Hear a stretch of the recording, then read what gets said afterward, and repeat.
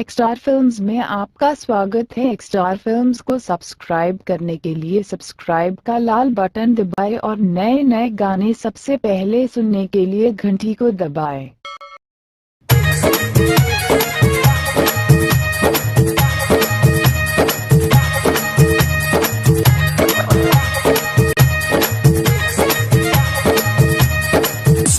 भोला हो भंगिया के हाई डोज कैसे बर्दाश्त करेला।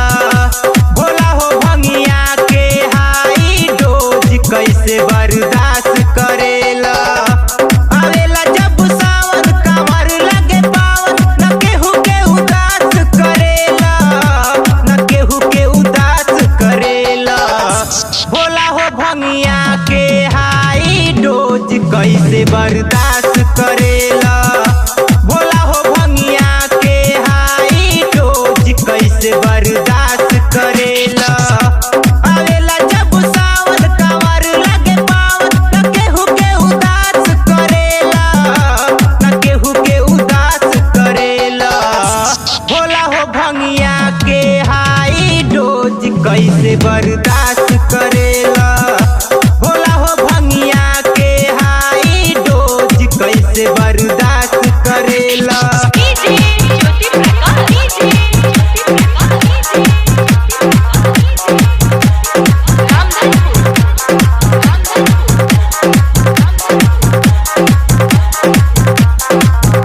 हाँ भरी सावन छानी भंगिया के गोला लूट तारल हरवा बोला हरवा हो। गेरुआ रंग में डूबल धरती अंबर पूरा डहरवा हो डहरवा हो।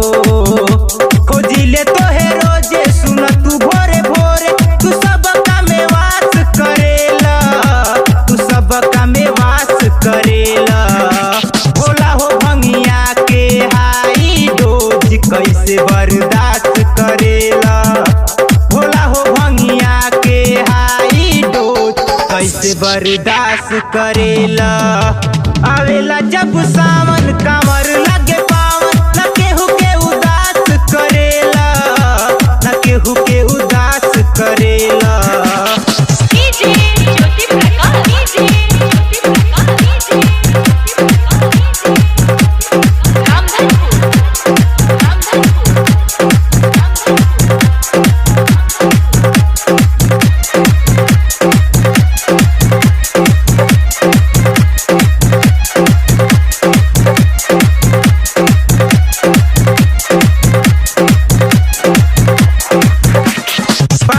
बिमलेश कांवर ले के अइले छोड़ के आपन घरवा हो घरवा हो।